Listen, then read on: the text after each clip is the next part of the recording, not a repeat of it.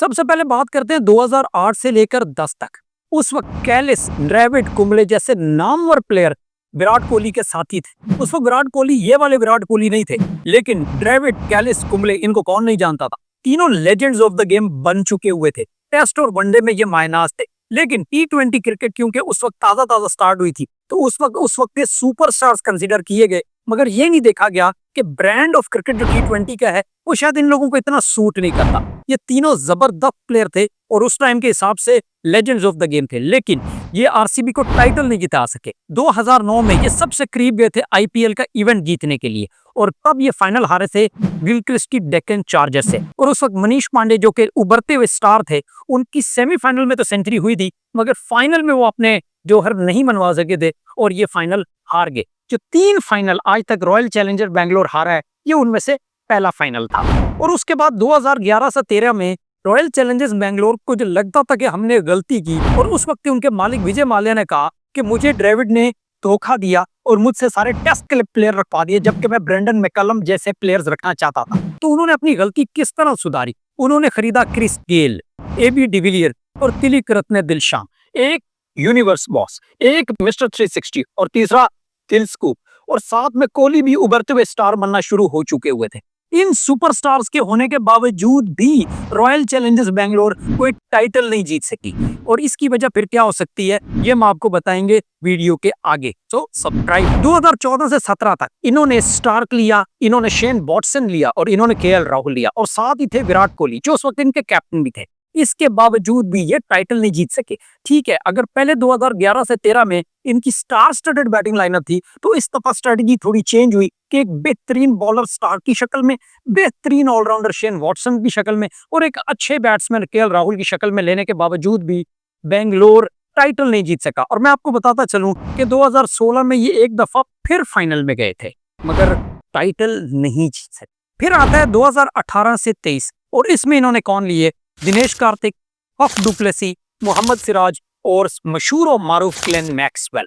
तो ऐसा नहीं है कि बेंगलोर के पास जो है वो सुपरस्टार्स की कमी हो। आप देखते आ रहे हैं कि 2008 से लेकर आज के दिन तक इनके पास मायनाज प्लेयर रहे, बहुत बड़ी फ्रेंचाइज है, और साथ में विराट कोहली तो होता ही है, मगर ये टाइटल फिर भी नहीं जीत सके।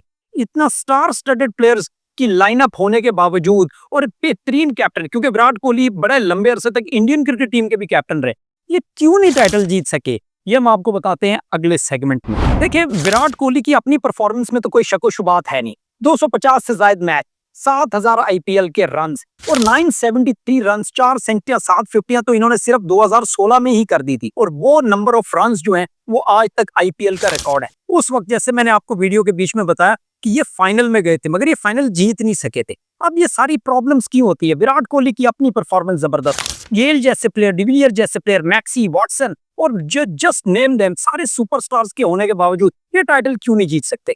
बेहतरीन बैटिंग लाइनअप होने के बावजूद, अच्छी पिच, छोटी बाउंड्रीज के बावजूद ये क्यों नहीं टाइटल जीत सकते? सबसे पहली वजह यह है कि इनकी टीम में बैलेंस ही नहीं होता। ये बहुत ज्यादा ओवर रिलाई करते हैं अपने स्टार स्टडेड प्लेयर पे, सारा पैसा ये उन पर लगा देते हैं और ये उम्मीद करते हैं कि वो इनको जितवाएंगे। ये फ्लैम्बॉयंट एक्स्ट्रावेगेंजा लेकर आते हैं आईपीएल के अंदर। स्टार स्टडेड टीम होती है, मगर स्टार स्टडेड होने का मतलब ये नहीं है कि आप आईपीएल का इवेंट जीतोगे। उसके लिए आपके पास एक अच्छी टीम और बैलेंस टीम होनी चाहिए। और आपको जैसे कि मैं सुपरस्टार्स जब बता रहा था, 2008 से 10 तक को छोड़कर आप देखिए सारे सुपरस्टार्स फॉरेनर्स थे, और फॉरेनर्स का मतलब ये है कि 11 में से सिर्फ 4 खेल सकते हैं। इसका मतलब आपके पर्स में बहुत कम पैसा रह जाता है अच्छे इंडियन प्लेयर्स लेने के लिए। मैं आपको मिसाल देता हूं, जैसे Bumrah Indian, Hardik Pandya Indian, Surya Kumar Yadav Indian, Rohit Sharma Indian. आप मुंबई इंडियंस की टीम को देख रहे होंगे। इसी तरह कई टीमों ने अच्छी इंडियन कोर को रखा हुआ है अपनी टीम में, ताकि 11 में से उनकी एक अच्छी खासी तादाद हो। बेंगलोर रॉयल चैलेंजर्स ये काम नहीं करता। तो सबसे बड़ी प्रॉब्लम इनकी ये थी कि ये अपने फॉरेन स्टार्स के ऊपर प्लस विराट कोहली पे बहुत ज्यादा रिलाई करते थे। दूसरी प्रॉब्लम इनकी ये थी कि इनकी टीम में बैलेंस ही नहीं था। या तो इनकी सारी स्टार स्टडेड बैटिंग लाइनअप होती थी, जैसे आपने 2011 से 13 में देखा, या फिर इन्होंने एक अच्छा फास्ट बॉलर, एक अच्छा ऑलराउंडर रखा होगा, जैसे आपने 2014 से 2016-17 तक देखा, या उसके बाद इन्होंने मिक्स बैग करने की कोशिश की। इसका मतलब एक क्लियर कट आइडिया इनके पास नहीं था। तो टीम बैलेंस में बहुत ज्यादा इनको दिक्कत आती है। इसी के साथ तीसरा पॉइंट जो सेकंड के साथ बड़ा रिलेट करता है वो ये है कि टीम का बैलेंस ही तबाह हो जाता था।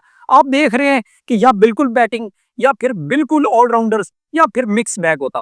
तो इनकी कोर नहीं थी, जैसे बाकी टीमों ने कोर रखी होती है, अपने प्लेयर्स वो मेंटेन रखते हैं कि हर 2-3 साल बाद जब बोली लगती है तो अपने जो प्लेयर रिटेन होती है वो इनके नहीं होते। इनके एक आधे प्लेयर को छोड़ के ये सारा कुछ बोली में जाके दोबारा करते। तो इनकी टीम की अंडरस्टैंडिंग, उनकी केमिस्ट्री, उनकी कोर ही नहीं है। जिस टीम की कोर ना हो उस टीम की परफॉर्मेंस हमेशा इनकंसिस्टेंट होती है। तो इसी वजह से विराट कोहली ने भी लेटर रिजाइन कर दिया। और ये रिजाइन क्यों किया ये हम आपको बताते हैं अगले सेगमेंट। और 2021 के बाद विराट कोहली ने रिजाइन कर दिया। और रिजाइन करने की वजह क्या बताई, उनके ख्याल में उनके वो इमोशंस, वो जज्बात और वो उनको रोशनी टनल के एंड पे नजर नहीं आ रही थी, वो उम्मीद नजर नहीं आ रही थी। 2013 से लेकर वो कैप्टनसी करते आ रहे थे और 2021 में रिजाइन करने की एक बहुत बड़ी वजह यह भी बनी कि पिछले कुछ सालों में वो प्लेऑफ्स में भी नहीं जा रहे। तो वो नया विजन, वो नई एनर्जी लैक कर रही थी आरसीबी, और विराट कोहली में तो बिल्कुल नहीं थी। तो उनको वो रिजाइन करना पड़ा और बाद में कैप्टन बने फफ डू प्लेसी। और आप देखते आ रहे हैं कि पिछले 2-3 साल में आरसीबी की परफॉर्मेंस थोड़ी कंसिस्टेंट हुई है और वो प्लेऑफ्स खेलना शुरू हो गए हैं। और दूसरी बात यह है कि कंट्रोवर्सीज में Virat Kohli high pressure situation में स्ट्रगल करते थे, उनके डिसीजन मेकिंग की भी प्रॉब्लम थी और ऑन फील्ड एंटिक्स से भी लोग बहुत ज्यादा खुश नहीं थे। एज ए कैप्टन ये उनको सूट नहीं करता। गाली गलौज का भी उनका मामला था। और गौतम गंभीर के साथ उनकी जो 2 लड़ाइयां हुई, एक 2013 में, एक 2023 में, वो भी किसी से ढकी छुपी नहीं है। उसके बाद नदीरुल हक से भी उनकी एक दफा लड़ाई हुई, तो वो लड़ाई भी लेना बहुत पसंद करते थे। As a captain, as a leader और एज ए सुपरस्टार ये चीजें आपको सूट नहीं करती। तो एक आपकी परफॉर्मेंस एज ए टीम बहुत अच्छी नहीं, दूसरा आप लड़ाई झगड़ों में भी बहुत एंगेज होते हैं, तो आपकी एक बुराई जो है वो डबल हो जाती है जब आपकी परफॉर्मेंस और रिजल्ट्स नहीं आ रहे होते। तो ये सारी वजूहात थी जिसकी वजह से आरसीबी की परफॉर्मेंस भी बहुत बुरी थी। विराट कोहली की कैप्टनसी के भी सवालात थे, कंट्रोवर्सीज भी थी, लेकिन इस चीज ने भी विराट कोहली को एक लेजेंडरी स्टेटस हासिल करने से नहीं रोका और आरसीबी के फैन फॉलोइंग में कमी भी नहीं आई। लोग हमेशा आरसीबी के मैचेस को देखना पसंद करते हैं, विराट कोहली के आशिक हैं और ये रिश्ता अभी भी टूटा नहीं है विराट कोहली और आरसीबी का। अभी तक टाइटल तो नहीं जीते, लेकिन क्या विराट कोहली एक टॉयलेट ऑफ हिज कैरियर में जा रहे हैं? क्या ये वो मोमेंट होगा जहां पर वो आरसीबी को आईपीएल का टाइटल जिताकर अमर होंगे? ये एक ऐसा इवेंट है, ये एक ऐसा टाइटल है जो विराट कोहली अभी तक जीते नहीं। वो 50 ओवर वर्ल्ड कप जीत चुके हैं, चैंपियंस ट्रॉफी जीत चुके हैं, T20 वर्ल्ड कप जीत चुके हैं, एक आईपीएल की ट्रॉफी है जो अभी तक वो नहीं जीते। धोनी जीत चुके हैं, रोहित शर्मा जीत चुके हैं, अब मेरा ख्याल है वक्त आ गया है कि विराट कोहली भी जीते। तो ये आईपीएल 2025 आया कि विराट कोहली और आरसीबी के नाम होगी। कमेंट सेक्शन में जरूर बताइएगा और आप बताइएगा कि आपकी फेवरेट टीम्स कौन सी और आपके फेवरेट प्लेयर्स कौन से हैं।